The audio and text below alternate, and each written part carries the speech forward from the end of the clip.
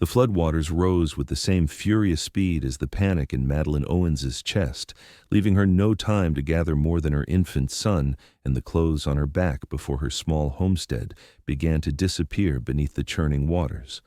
Nebraska Territory, 1867. A land of promise and peril, where nature's wrath could destroy in minutes what took years to build. The rain had started 3 days ago, a steady downpour that had seemed a blessing after weeks of drought. But what began as mercy had transformed into judgment as the creek swelled beyond its banks, devouring the fertile land in its path. Madeline had watched with growing horror as the waters crept toward her cabin, a widow's refuge built by her late husband's hands, before pneumonia had stolen him just 2 months after their son was born. "It's just you and me now, Elijah," she whispered to her 6-month-old son, clutching him to her breast as she waded through the knee-deep water that now filled her yard. The journey toward higher ground was treacherous. Each step threatened to be her last as debris rushed past her legs, the current growing stronger with every passing minute. Her simple calico dress clung heavily to her legs, water logged and muddied. Elijah, mercifully, had been silent, perhaps sensing his mother's need for concentration as she picked her way through the murky floodwater. Night was falling, the already dim sky darkening further as Madeline struggled to keep her footing. She had been making for the road that led to town, 5 miles distant, but the landscape had become unrecognizable under the blanket of water. Fear clutched at her throat. Had she wandered off course? The rain continued its relentless assault, making it difficult to see more than a few feet ahead. Then her foot slipped and the world tilted.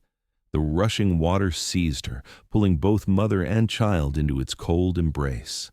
Madeline fought with desperate strength, her arms locked around her baby as she struggled to keep them both above the surface.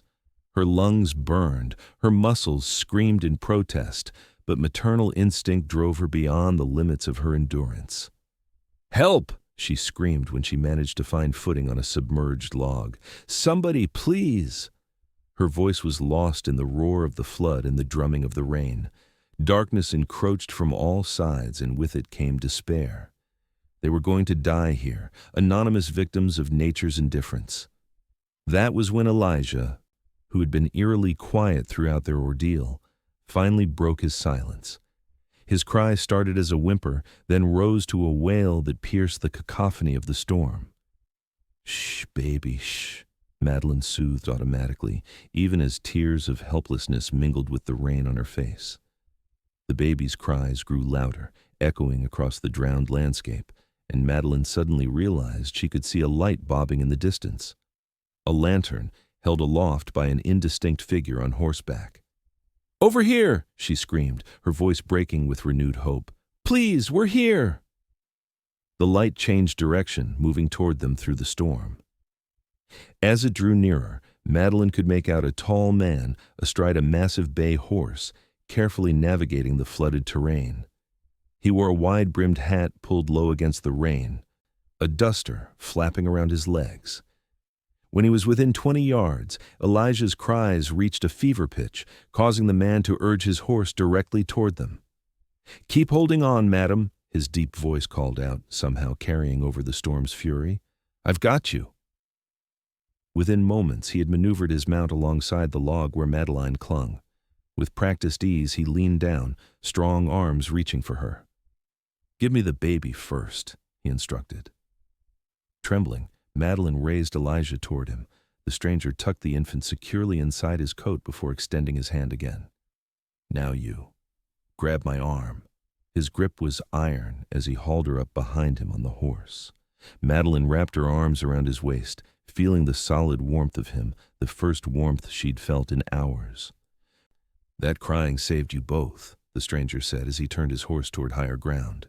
"Been searching for survivors since the creek broke its banks. Wouldn't have heard anything but the storm if not for your baby. Keep crying, little one," he added, patting the bundle beneath his coat. "That sound just saved you both." Madeline pressed her face against the stranger's back, too exhausted and grateful for words. The horse moved with surprising surety through the flood, as if it could sense solid footing beneath the water. After what seemed like hours, but was perhaps only minutes, they began to climb, the water level gradually decreasing until they were on a wooded ridge well above the flood line. A small cabin materialized out of the gloom, lamplight spilling from its windows in warm welcome. The stranger dismounted with fluid grace, then reached up to help Madeline down. Her legs buckled beneath her, and he caught her easily, supporting her weight with one arm while cradling Elijah with the other. "My name's Kieran Lawson," he said as he guided her toward the cabin door. "This is my place. Not much, but it's dry." Inside, a fire crackled in a stone hearth, casting the sparse but tidy interior in golden light. A bed stood in one corner, a table and 2 chairs in another. Simple shelves held provisions and a few books. "Here," Kieran said, handing Elijah back to her.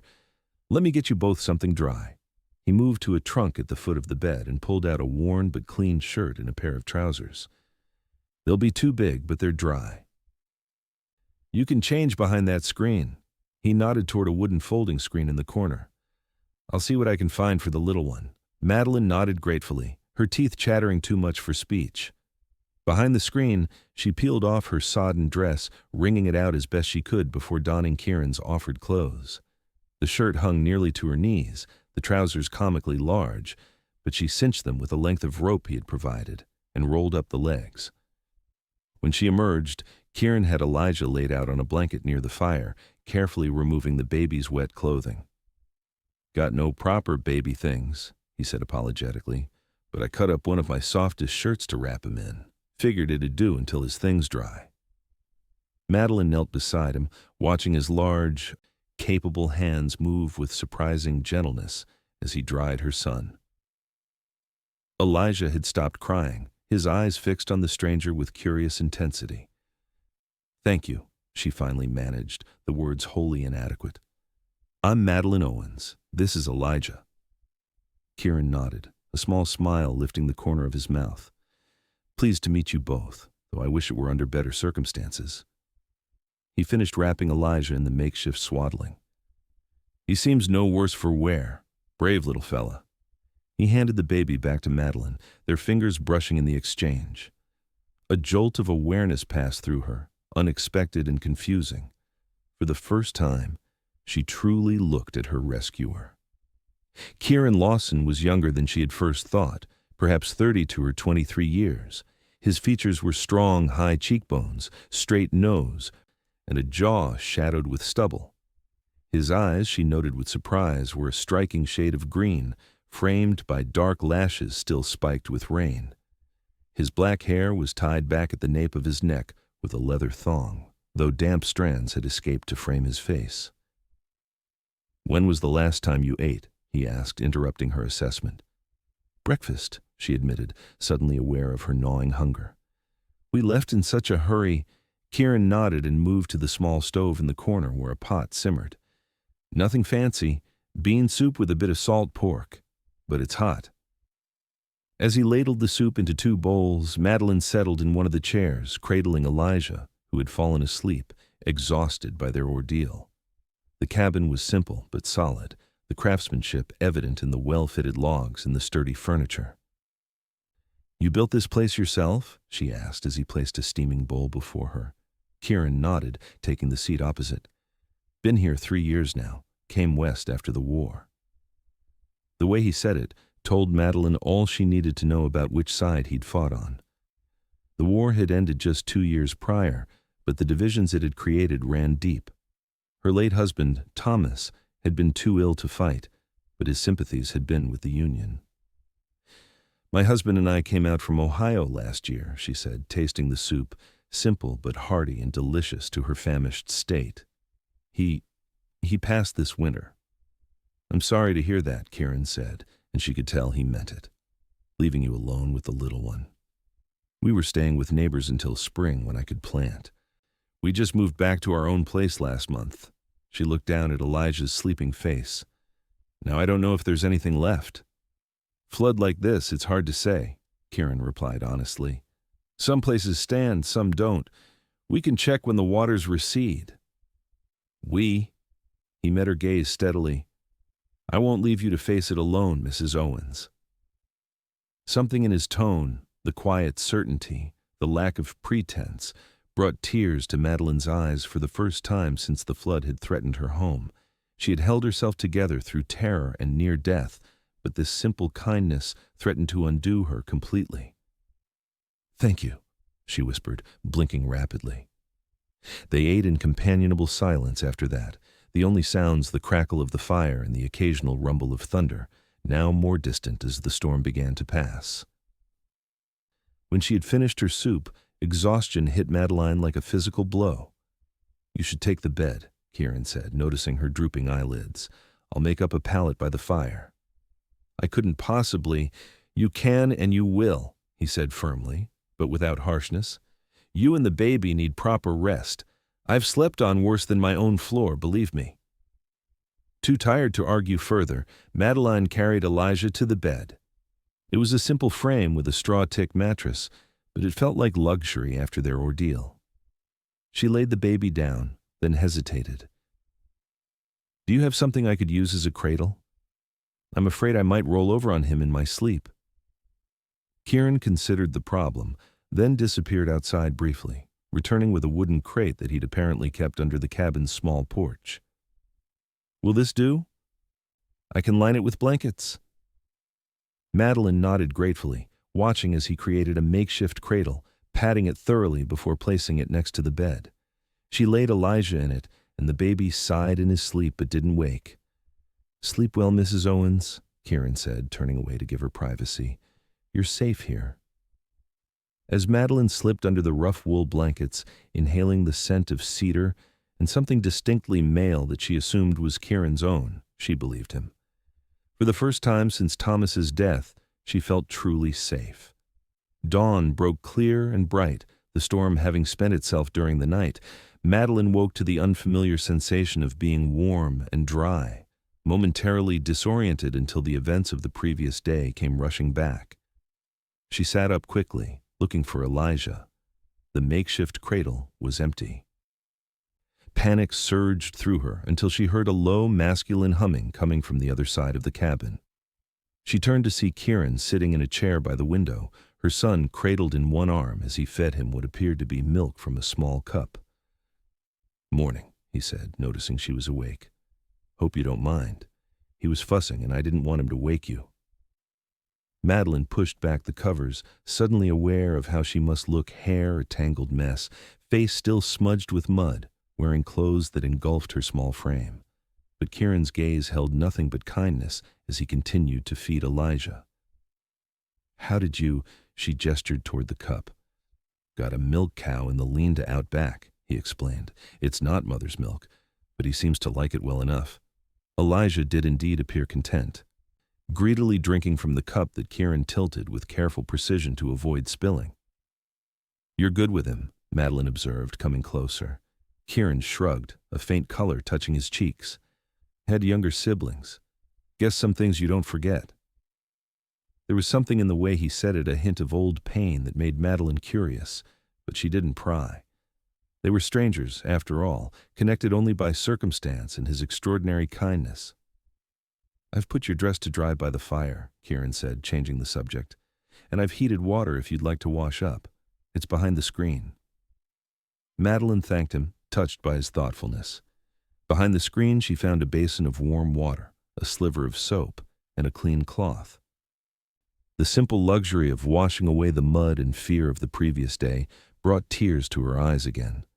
She did her best with her tangled hair, combing through it with her fingers until it fell in damp waves down her back. When she emerged, feeling somewhat more human, Kieran had laid out a simple breakfast of cornbread and more milk. Elijah was now sleeping peacefully in his makeshift cradle, which Kieran had moved near the table. "I thought we might ride out today," he said as they ate. "See what's left of your place."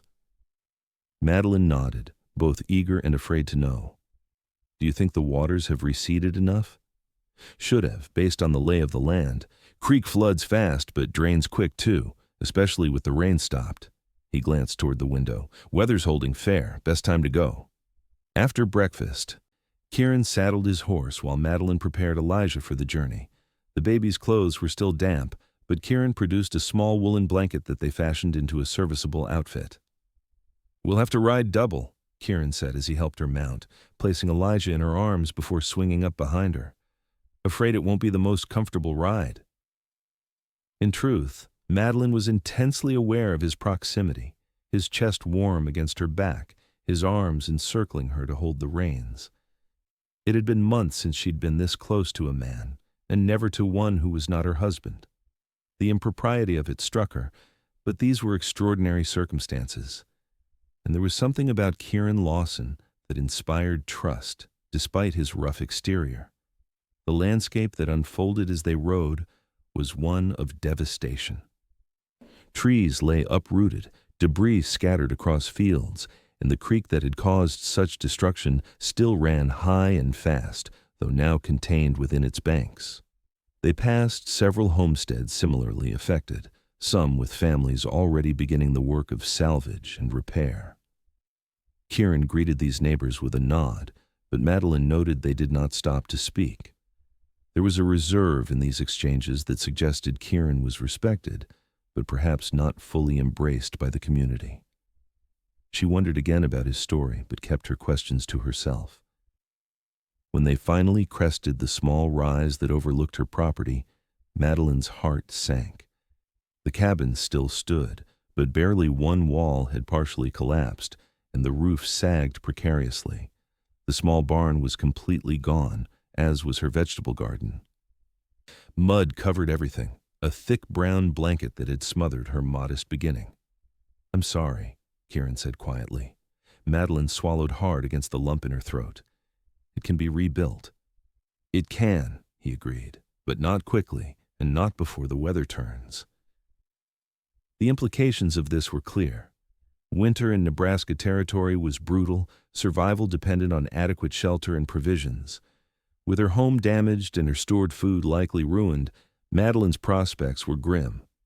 They dismounted, and Kieran held Elijah while Madeline waded through the mud to assess what might be salvaged.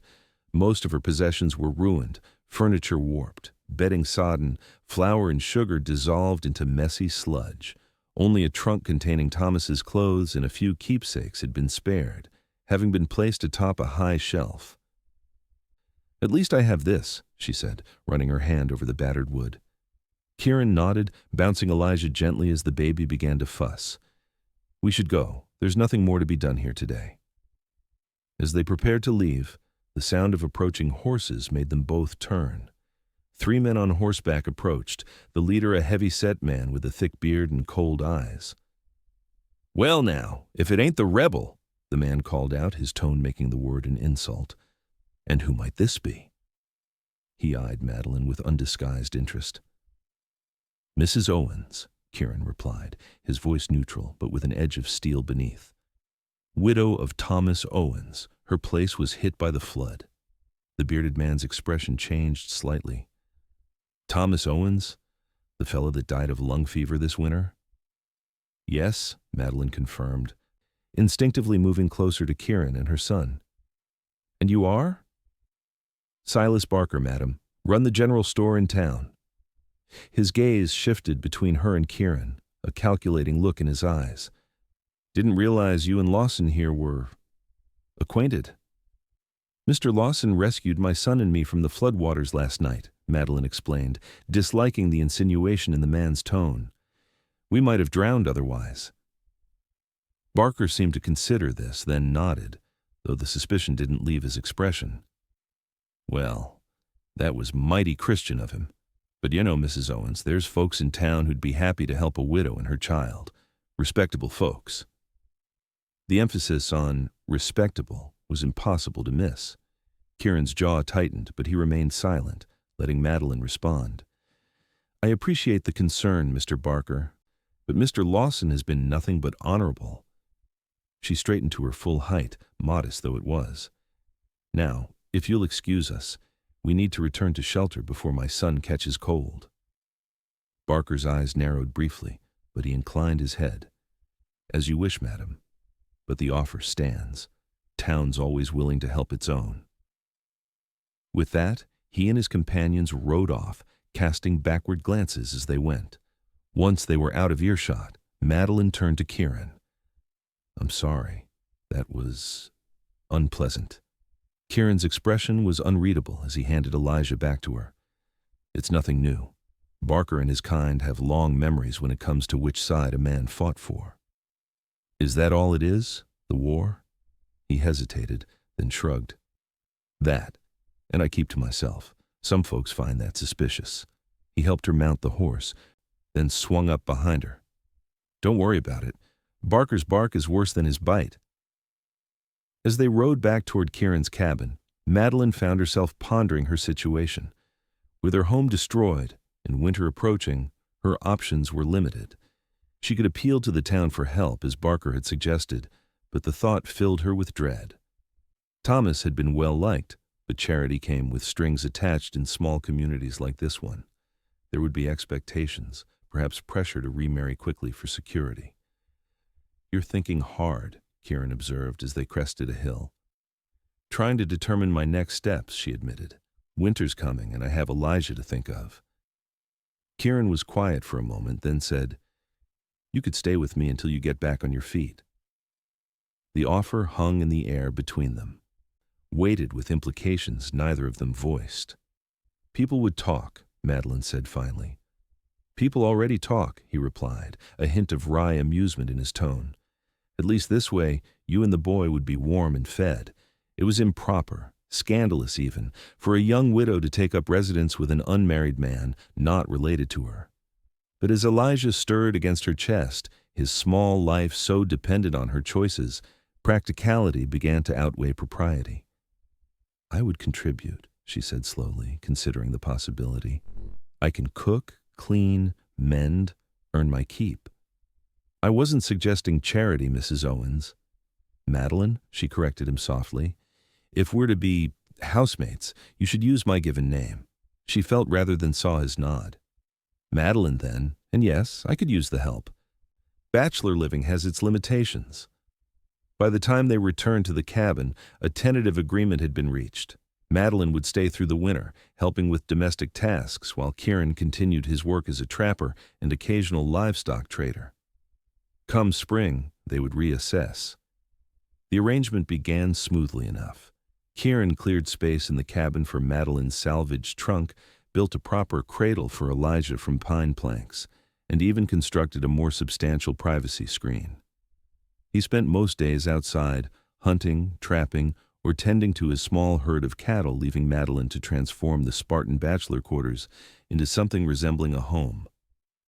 She found satisfaction in bringing order to the cabin, in preparing meals more varied than Kieran's basic fare, in seeing the surprise and appreciation on his face when he returned to find bread freshly baked or his worn shirts neatly mended. They developed a routine of shared meals and quiet evenings by the fire, Kieran often whittling or repairing equipment, while Madeline sewed or cared for Elijah. It was during these evenings that they began to truly know one another. Kieran spoke haltingly at first, unused to conversation, but gradually shared pieces of his past, his childhood in Virginia, his reluctant service in the Confederate cavalry, his decision to head west after Appomattox rather than return to a home that no longer existed.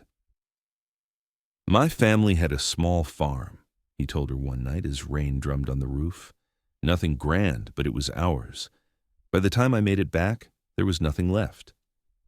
Yankees had burned it all during Sheridan's campaign." "And your family?" Madeline asked gently. Pain flashed across his features. "Mother died while I was away. Typhoid.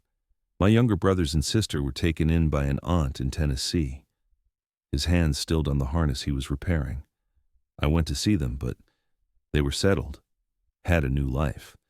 Didn't seem right to uproot them again, especially with nothing to offer but hard traveling." "You never wrote to them?" "At first, then less often. Then—" He shrugged, the gesture eloquent in its resignation. "Easier for everyone to move forward, I suppose." Madeline shared her own story in turn, her childhood in a small Ohio town, her marriage to Thomas at 19, their decision to seek a fresh start in the Nebraska Territory. She spoke of Thomas's illness, the slow decline that had left her a widow at 22 with an infant son. He was a good man, she said, her fingers working a needle through fabric as she converted one of Kieran's old shirts into a gown for Elijah. Kind. A hard worker. But we were never, it wasn't a love match, Kieran suggested when she faltered. Madeline nodded, feeling disloyal but unable to deny the truth. We were fond of each other. He was the son of our neighbor, and it seemed sensible. Our parents approved. She glanced at Elijah, sleeping peacefully in his new cradle. And he gave me my son. For that, I'll always be grateful. As October gave way to November, the weather turned sharply colder. The first snow fell, transforming the landscape into a pristine white expanse that glittered in the sunlight. Kieran's cabin, which had seemed cramped at first, now felt snug and secure against the winter's onslaught. It was during this time that Madeline began to acknowledge, at least to herself, that her feelings for Kieran had grown beyond gratitude or friendly affection. She found herself watching him when he wasn't aware, admiring the fluid strength of his movements, the quiet concentration he brought to every task, the gentleness with which he handled Elijah, who had become completely enchanted with the tall, soft-spoken man. There were moments when she thought Kieran might feel similarly, times when their hands would brush as they worked together, and he would let the contact linger a heartbeat longer than necessary. Or when she would look up from her sewing to find his green eyes on her, quickly averted when she caught him watching. But he maintained a careful distance, never overstepping the boundaries of their arrangement, treating her with unfailing respect. Madeline wasn't sure whether to be grateful for his restraint or frustrated by it. The matter came to a head one evening in early December. A blizzard had raged for 2 days, keeping them confined to the cabin. Elijah had been fussy, cutting his first tooth, and Madeline was exhausted from walking the floor with him. Kieran had taken the baby for a turn, his deep voice rumbling soothingly as he paced, telling stories of far-off places he'd seen during the war. Miraculously, Elijah had fallen asleep against Kieran's broad shoulder. Madeline watched from her seat by the fire, a strange ache in her chest at the sight. "You're good with him," she said softly, as Kieran laid the sleeping baby in his cradle. He straightened, a half-smile playing at the corner of his mouth. "He makes it easy. Good-natured little fellow, even when he's hurting." "He loves you," Madeline said, the words slipping out before she could consider them. "It's clear in the way he lights up when you come in." Something flickered in Kieran's eyes, pleasure, but also caution. "Children are quick to trust. It's a gift." "And adults?" She rose from her chair, taking a step toward him. "Are we too slow to trust?" Kieran stood very still, watching her approach. "Sometimes with good reason." "And sometimes," Madeline said, her heart pounding, "we use caution as an excuse to avoid risk." Another step, bringing her close enough that she had to tilt her head back to meet his gaze. "To avoid feeling." "Madeline," he said, her name a rough whisper. "This isn't proper," she finished for him. "No, I suppose it isn't. A widow living unchaperoned with a bachelor, already scandalous by most standards." "That's not what concerns me," Kieran said, though he didn't move away. "You've been through a terrible ordeal. Lost your home, nearly your life. You're dependent on me for shelter. It wouldn't be right to take advantage." Madeline felt a surge of both frustration and tenderness.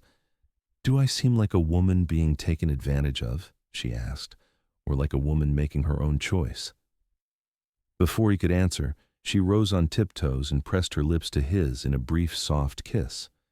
When she pulled back, Kieran's expression was a mixture of wonder and conflict. "I don't want your gratitude," he said hoarsely. "It's not gratitude I'm offering," she replied, her cheeks flushed, but her gaze steady. For a long moment they stood suspended in the quiet of the cabin, the only sounds the crackling of the fire and Elijah's soft breathing. Then, with deliberate slowness, Kieran raised his hand to cup her cheek, his calloused palm warm against her skin. "I've wanted to do this since that first morning," he admitted, "when you came out from behind that screen with your hair down around your shoulders, looking like something from a dream." This time, when their lips met, there was nothing brief about it.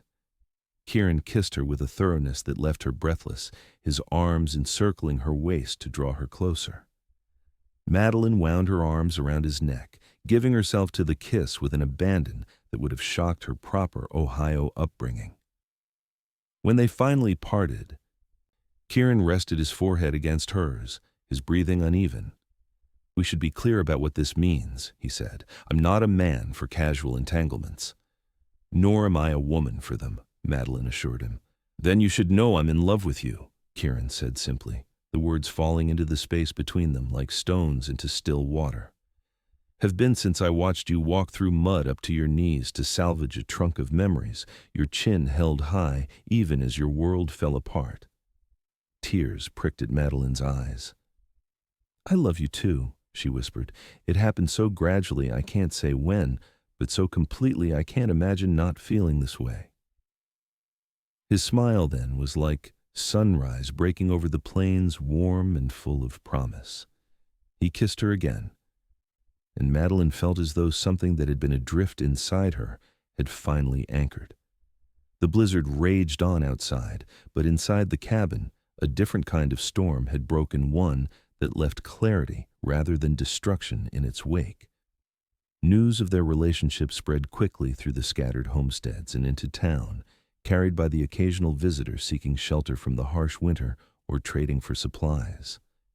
Reactions were mixed, some neighbors accepting the development with equanimity, others whispering behind their hands about the scandalous arrangement. Silas Barker was among the most vocal critics, making pointed remarks whenever Madeline ventured into town for supplies.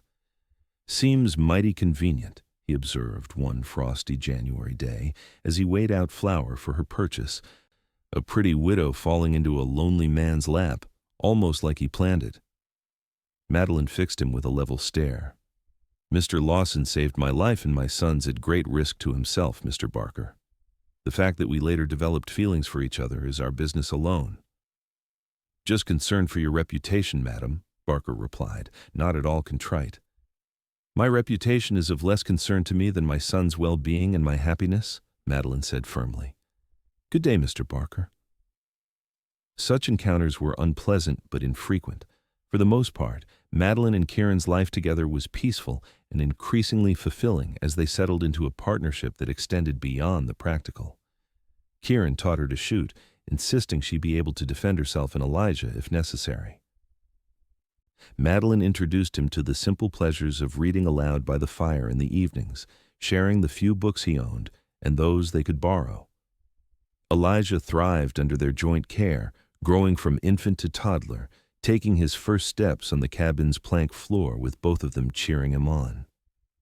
When he spoke his first word, "key," for Kieran, Madeline felt no jealousy, only joy at the bond between the man she loved and her son. As winter began to loosen its grip on the land, they spoke more often of the future. Their original arrangement had been until spring, when Madeline would rebuild her homestead, but neither of them wanted that separation. "Marry me," Kieran said one evening in March as they sat on the cabin's porch, watching the sunset paint the snow-covered landscape in shades of pink and gold. Elijah was already asleep inside, worn out from a day of toddling through the melting snow. Madeline turned to him, her heart full. "Yes," she said simply. "When?" "As soon as the preacher makes his circuit through," Kieran replied, taking her hand and pressing a kiss to her palm. "April, most likely. Unless you want to wait for a proper wedding in town?" She shook her head. "I don't need fancy trappings. Just you, me, Elijah, and whoever wishes to stand witness." The wedding took place on a clear April morning, with the preacher performing the ceremony on the porch of the cabin that had become their home. A small gathering of neighbors attended, those who had accepted their relationship and wished them well. Even a few townsfolk came, perhaps out of curiosity, perhaps genuine goodwill. Madeline wore her best dress, freshly pressed, with wildflowers in her hair that Kieran had picked that morning. Elijah, now a sturdy toddler of 18 months, sat on a neighbor's lap, occasionally calling out, "Mama," or "Key," to the amusement of the assembly. When the preacher pronounced them man and wife, Kieran kissed her with a reverence that brought tears to her eyes. The simple gold band he placed on her finger had been his mother's, sent to him by his sister in Tennessee when he wrote to share the news of his impending marriage. The modest celebration afterward included a meal prepared by neighboring women and music provided by a fiddler from a farm 10 miles distant. As twilight descended, the guests departed, leaving the newlyweds alone with a sleeping Elijah. "Happy, Mrs. Lawson?" Kieran asked as they stood on the porch, his arm around her waist. Madeline leaned into his embrace, savoring the sound of her new name. "Completely. And you?" "More than I ever thought possible." He turned her to face him, his expression suddenly serious. "I've been thinking about your homestead." The property had remained as they'd left it, too damaged for immediate repair and too distant for regular visits during the winter. "What about it?" Madeline asked. "The land is good, better than mine for crops. I was thinking we might rebuild there, make a proper farm of it. This place could serve as a way station for our trapping and hunting." Madeline considered the proposal. "You'd be willing to leave your home?" "You and Elijah are my home now," Kieran said simply. "The rest is just buildings and land." The sincerity in his eyes made her throat tight with emotion. This man who had lost so much, who had built a solitary life from the ashes of war, was willing to uproot himself again for her and her son. "I love you," she said, the words inadequate for the depth of feeling behind them. His answering smile was tender as he bent to kiss her. "And I love you. Both of you." The work of rebuilding began as soon as the ground thawed enough for digging post holes and laying foundations. Neighbors came to help, a tradition of the frontier where survival often depended on community support despite personal differences. Even Silas Barker contributed, sending his son with a wagon load of lumber at a fair price, a tacit acknowledgement perhaps that the union had legitimacy. By midsummer, a new cabin stood on the site of the old, larger, sturdier, with 2 rooms and a proper kitchen. A small barn housed Kieran's horses and Madeline's new milk cow, a wedding gift from a neighboring family. A vegetable garden flourished under Madeline's care, and Kieran had fenced a portion of the property for future expansion of their livestock. Life settled into a rhythm of work and rest, challenges and rewards. There were difficult times, a late frost that threatened the garden, a bout of fever that left Elijah listless for a week, the constant vigilance required by frontier living. But there were also moments of profound joy and contentment, Elijah's delight in discovering a nest of baby rabbits, quiet evenings spent planning for the future, nights when Madeline and Kieran reaffirmed their love in the privacy of their bedroom. In September, as the leaves began to turn and the first hint of autumn crispness touched the air, Madeline confirmed what she had suspected for several weeks. She was with child. Kieran's reaction to the news was everything she could have hoped for: joy, wonder, and a tenderness that manifested in 1,000 small ways. He insisted she rest more, took over tasks that required heavy lifting, and spent hours fashioning a cradle even finer than the one he had made for Elijah. "Do you want a boy or girl?" Madeline asked him one evening as they sat by the fire, Elijah already asleep in his small bed in the corner. Kieran considered the question seriously, his hand resting on the gentle swell of her belly. "Healthy," he said finally. "That's all that matters. Though I admit I sometimes imagine a little girl with your eyes and smile." Madeline covered his hand with her own. "I think it's a girl, too." "Just a feeling." Winter arrived early that year, the first heavy snow falling in late October. By November, the landscape was transformed into a white wilderness, the cabin a warm island in a frozen sea. Kieran had prepared well. The woodshed was stacked to the rafters, the root cellar full of preserved vegetables, the smokehouse hung with cured meat. It was during the deepest part of winter, with snow piled high against the cabin walls and ice fringing the interior of the windows despite the roaring fire, that the blizzard struck. For 3 days, the wind howled like a living thing, driving snow through the smallest cracks, creating drifts taller than a man. On the 4th day, as the storm began to abate, Madeline felt the first pangs of labor. Too soon, she thought with rising panic. The baby wasn't due for another month. "Kieran," she called, trying to keep her voice steady as she gripped the edge of the table where she'd been kneading bread. He was at her side instantly, concern etched on his features. "What is it?" "The baby," she said, wincing as another pain gripped her. "It's coming." The next hours were a blur of pain and fear. Kieran did everything possible to make her comfortable, heating water, preparing the bed, murmuring constant reassurance. But they both knew the danger of premature birth, in winter, with no doctor or midwife available. "I can ride for help," Kieran offered as her labor intensified, though they both knew it was impossible. The snow was too deep, the cold too bitter. No horse could make it through, and a man on foot would likely freeze before reaching the nearest neighbor. Madeline shook her head, gripping his hand. "Don't leave us," she gasped. "Please." So he stayed, coaching her through each contraction, wiping her brow with a cool cloth, helping her walk when movement seemed to ease the pain. Elijah, picking up on the tension, was unusually subdued, playing quietly with wooden animals Kieran had carved for him. As evening approached, Madeline's labor reached its peak. The pain was extraordinary, beyond anything she had experienced with Elijah's birth. Kieran's face was grim as he helped her push. Following the instructions, she gasped out between contractions, drawing on her memory of her first delivery. And then, in a rush of fluid and pain, their daughter entered the world tiny, red-faced, and silent. "Why isn't she crying?" Madeline asked, fear clutching at her heart as Kieran cradled the motionless infant. His hands were gentle but urgent as he cleared the baby's mouth and nose, rubbed her chest, patted her back. "Come on, little one," he murmured. "Let us hear you." Seconds stretched into an eternity of fear. Then, just as despair began to take hold, the tiniest of coughs, followed by an indignant wail that gained strength with each breath. "She's breathing," Kieran said, his voice thick with emotion as he placed the swaddled infant in Madeline's arms. "She's breathing." Madeline cradled her daughter, tears streaming down her face. "She's perfect," she whispered, counting tiny fingers and toes, marveling at the delicate features that somehow combined elements of both her parents. Kieran sat beside them on the bed, one arm around Madeline, the other hand gently stroking the baby's cheek. "What shall we call her?" Madeline looked up at the man who had saved her once from Floodwater, and countless times, since in smaller ways the man whose love had given her a new life and now a new child. "Hope," she said softly. "Her name is Hope."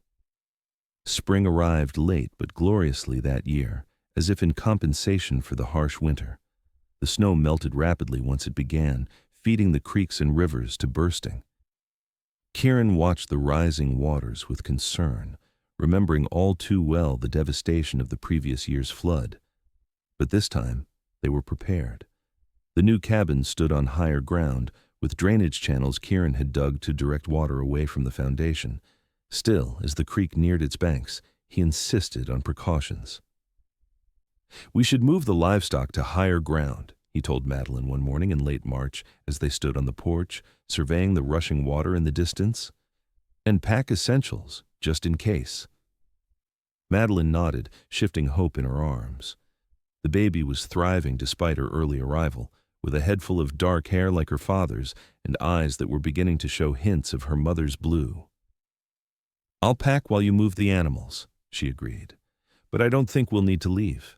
The cabin seems secure." Kieran kissed her forehead. "Better safe than sorry. I don't want to take chances with my family."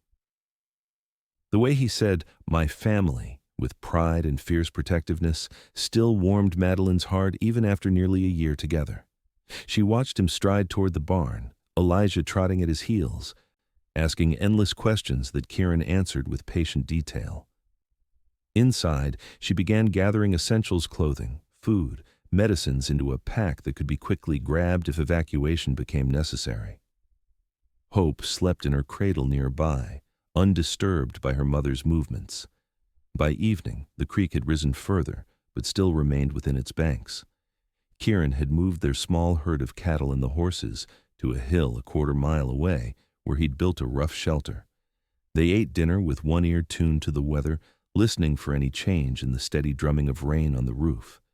They were just preparing for bed when the first rumble of thunder shook the cabin.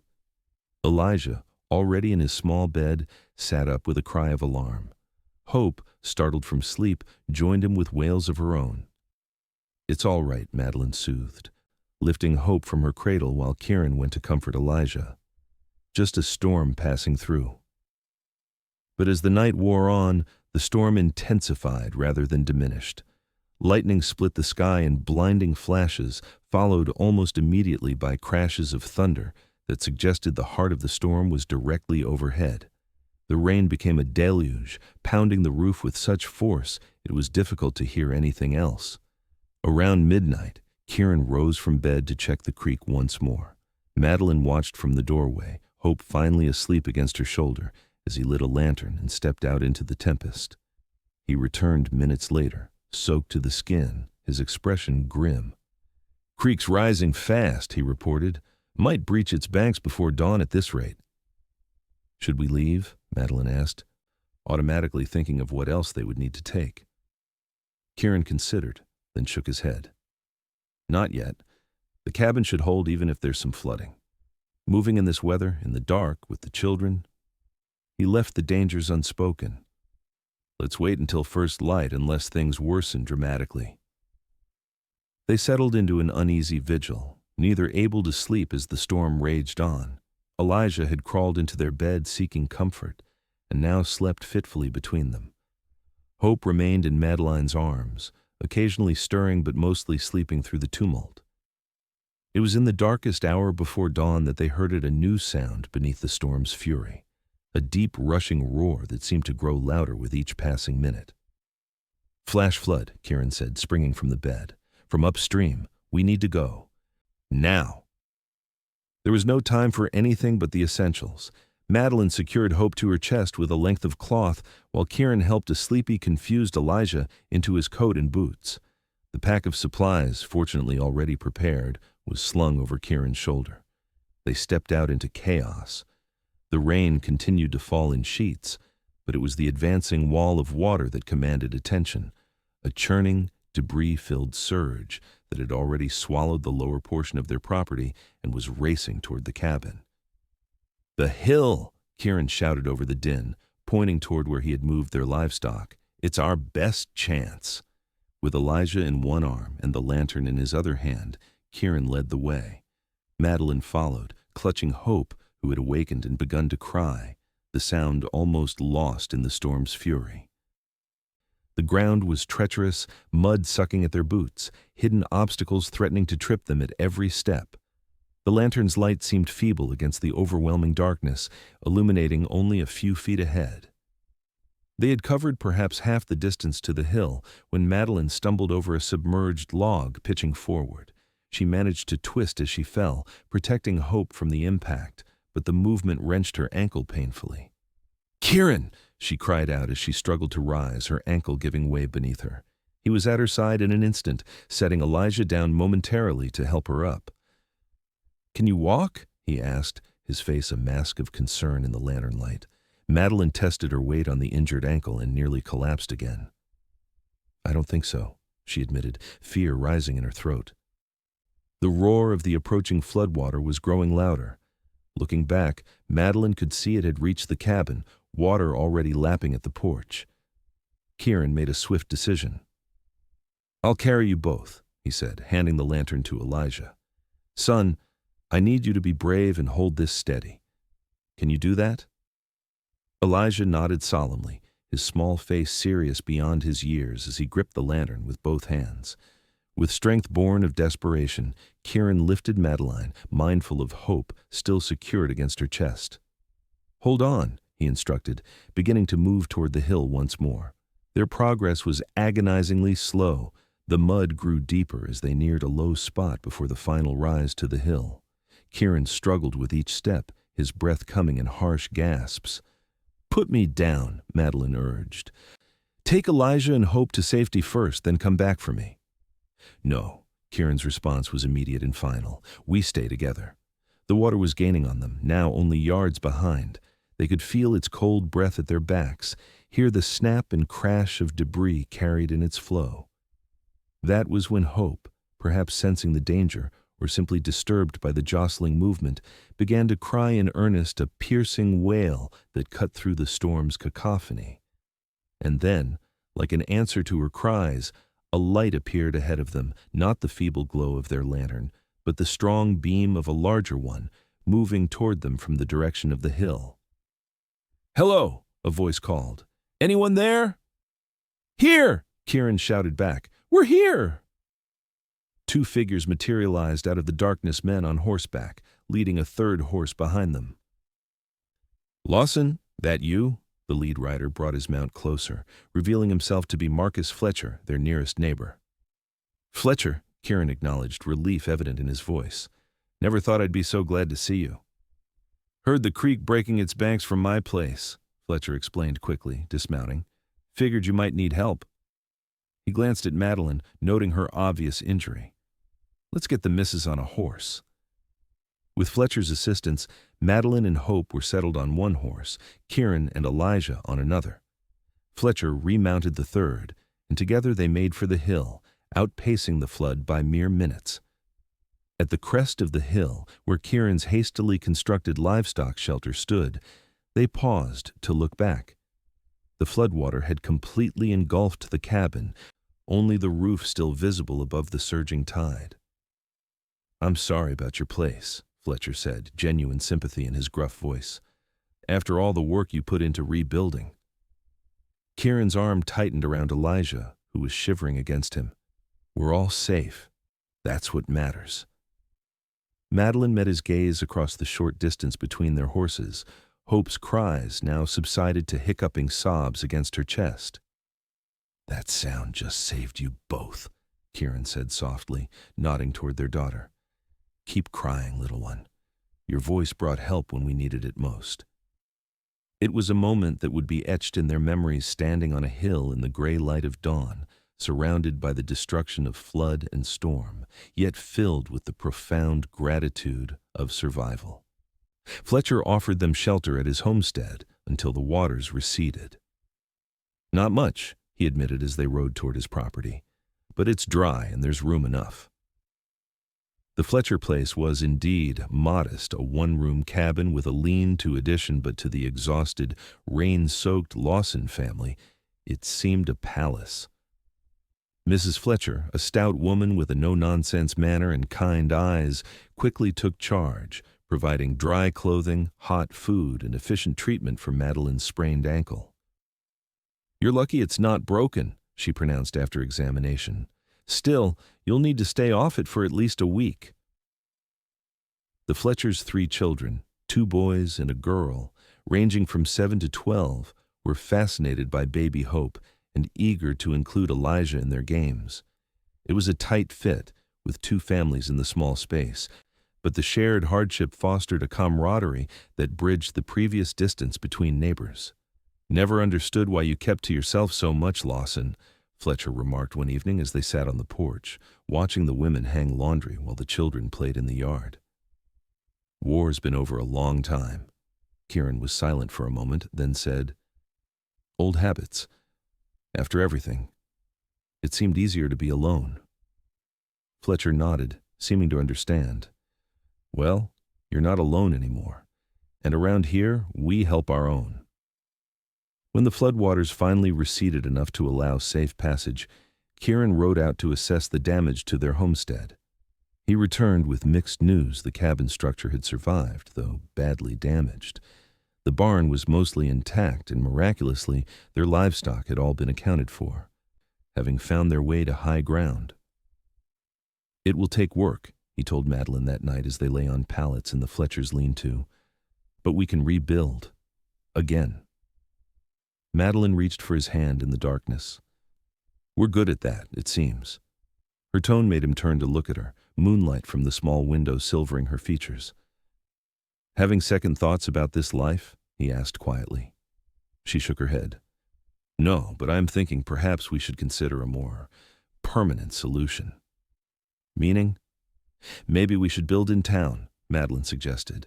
We could still work the land, but with a home safe from flooding, and closer to neighbors, the school for when Elijah is older. Kieran was silent for so long that Madeline began to worry she had offended him. Finally, he said, I've avoided town because of men like Barker. Their attitudes. Things change, Madeline said gently. People change. Look at the Fletchers, they've welcomed us without reservation, and there's talk of a new railroad line coming through town. The war will matter less as new people arrive. You're probably right, Kieran admitted, and it would be safer for the children. The decision made, they set about implementing their new plan with characteristic determination. The damaged cabin was repaired sufficiently to serve as a base of operations while they worked the land, but their focus shifted to establishing a permanent home in town. Silas Barker, surprisingly, proved instrumental in their endeavor. Whether motivated by genuine change of heart or simple business acumen, he offered Kieran a fair price for a plot of land on the edge of town and extended credit for building supplies. Town's growing, Barker said gruffly when Kieran expressed surprise at the offer. Need good families to grow with it, and your wife's got a level head on her shoulders. The construction of their townhouse became a community effort, with neighbors from both town and surrounding homesteads contributing labor and expertise. Kieran's skill as a builder, honed through necessity, earned respect even from those who had previously kept their distance. By harvest time, the house was complete, a sturdy two-story structure with ample room for their growing family and even space for Kieran to open a workshop where he could pursue his newfound talent for furniture making during the winter months when farming and trapping were less demanding. Madeline planted a garden that flourished under her care, and hope grew from infant to toddler, following her brother with determined steps and a vocabulary that expanded daily. Elijah, now 4, was the pride of the small-town school, his quick mind and friendly nature making him a favorite of the schoolmistress. Life settled into a new rhythm more integrated with the community, but still centered on family. Kieran and Madeline rode out to their land several times a week, working side by side to improve the farm that would be their children's inheritance. The cabin served as shelter during these visits, a reminder of where their journey together had begun. It was during one such visit, on the anniversary of the flood that had first brought them together, that Madeline and Kieran took a moment to stand on the spot where he had found her, clutching Elijah as the waters rose around them. Hard to believe it's been 2 years, Madeline said, gazing at the now placid creek. Kieran nodded, his arm around her waist. Sometimes it feels like yesterday, sometimes like another lifetime. Do you ever wonder what would have happened if Elijah hadn't cried when he did? If you hadn't heard us? Kieran's arm tightened around her. I try not to. Some what-ifs are too painful to consider. Madeline turned in his embrace, looking up at the face that had become as familiar to her as her own, yet still could quicken her pulse with a smile or a certain look. I'm glad he cried. I'm glad you heard. I'm glad for every moment since, even the difficult ones. As am I, Kieran said softly, bending to kiss her with the tenderness that never failed to move her. Every moment, every cry, every laugh, every breath. They stood together on the banks of the creek that had nearly claimed their lives, but had ultimately given them to each other, a family forged in flood and fire, stronger for the tempering. And as the sun set over the Nebraska plains, painting the land in hues of gold and amber, they walked hand in hand toward home, their children's laughter leading the way. 5 years later, the town of Willow Creek had grown beyond recognition in the 5 years since Madeline and Kieran had built their home there. The railroad had indeed come through, bringing with it commerce, new settlers, and prosperity that transformed the once sleepy frontier outpost into a bustling small town. Kieran's furniture business had flourished, his reputation for quality craftsmanship spreading even to neighboring communities. Madeline had opened a small bakery that served not only bread, but the pies and cakes that had become legendary at social gatherings. Their farm, now managed with the help of hired hands, produced abundant crops and provided a healthy income to supplement their town businesses. The original cabin, repeatedly repaired and improved, served as a weekend retreat for the growing Lawson family. And grow it had. In addition to Elijah, now 9, and showing his father's talent for working with his hands, and Hope, a spirited 7-year-old with her mother's determination, the family had welcomed twin boys, Samuel and Joseph, 3 years prior. On a warm summer evening, as Madeline stood on the porch of their townhouse, watching Kieran play with the children in the front yard, she felt a contentment so complete it almost overwhelmed her. He had fashioned a rope swing from the large oak tree, and the children took turns flying through the air, their laughter a soundtrack to the peaceful evening. "Higher, Papa, higher!" Hope demanded, her dark braids flying as Kieran pushed her on the swing. "Any higher and you'll touch the clouds, little bird," Kieran laughed, obliging with a gentle push that sent her soaring. The twins watched with wide eyes. Still too small for the big swing, but content to roll a ball between them under Elijah's watchful supervision.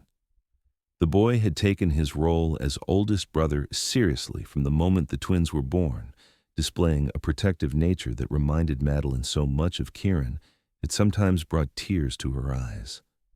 Silas Barker approached along the street, his pace slower these days, his beard now more gray than brown. He tipped his hat to Madeline as he passed. "Evening, Mrs. Lawson. Fine family you've got there." "Thank you, Mr. Barker," Madeline replied with a genuine smile. The old animosity had long since faded, replaced by the mutual respect of neighbors who had witnessed each other's struggles and triumphs. Kieran looked up at the exchange, lifting a hand in greeting to Barker before turning back to the children. The gesture was casual, natural, the interaction of a man comfortable in his community, secure in his place within it. Later, after the children were bathed and tucked into bed, after stories were read and prayers said, Madeline and Kieran sat on the porch swing, enjoying the cool evening air. Her head rested on his shoulder, his arm around her in a familiar embrace that had lost none of its comfort over the years. "I had a letter from my sister today," Kieran said, his voice soft in the gathering darkness. "She's thinking of coming for a visit, bringing her husband and their children." Madeline squeezed his hand. "That's wonderful news." She knew how much Kieran had missed his family, how the tentative correspondence that had resumed after their marriage had gradually grown more frequent and warm. "Never thought I'd see them again," Kieran admitted. "After the war, it seemed like too much had happened, too much distance." "Time heals," Madeline said simply. "So does love," Kieran replied, pressing a kiss to her temple. "You taught me that." They sat in companionable silence for a time, the only sounds the creaking of the swing and the distant hooting of an owl. Madeline thought about the journey that had brought them here from flood and near tragedy to this moment of perfect peace. "Do you ever think about that night," she asked, "when you found us in the flood?" Kieran nodded, his cheek against her hair. "More often than you might imagine, especially when one of the children cries. I still remember the sound of Elijah's wail, how it cut through the storm, like a beacon. You told me to let him keep crying," Madeline recalled. "You said that sound had saved us both." "And it did," Kieran said softly, "just as Hope's crying saved us during the second flood. Our children's voices have always led us to safety." Madeline smiled at the thought. "And to each other." Kieran turned to face her, his green eyes visible even in the fading light. "I thank God every day for that cry in the darkness, for the chance to find you, for every moment since." "As do I," Madeline whispered, leaning forward to press her lips to his. The kiss was gentle, familiar, yet still capable of stirring the same feelings that had blossomed between them in a cabin during a blizzard years before. When they parted, Kieran rested his forehead against hers. "I love you, Madeline Lawson. And I love you, Kieran Lawson. Now and always." As night fell completely over Willow Creek, they remained on the porch, two people who had found each other against all odds, whose love had been forged in crisis and tempered by shared joy and sorrow. Inside the house, their children slept peacefully, secure in the knowledge they were loved beyond measure. And somewhere in the distance, a baby cried a sound that, for Kieran and Madeline, would forever symbolize not distress, but salvation. A reminder that sometimes our darkest moments contain within them the seeds of our greatest blessings, if only we have the courage to reach out and the faith to hold on.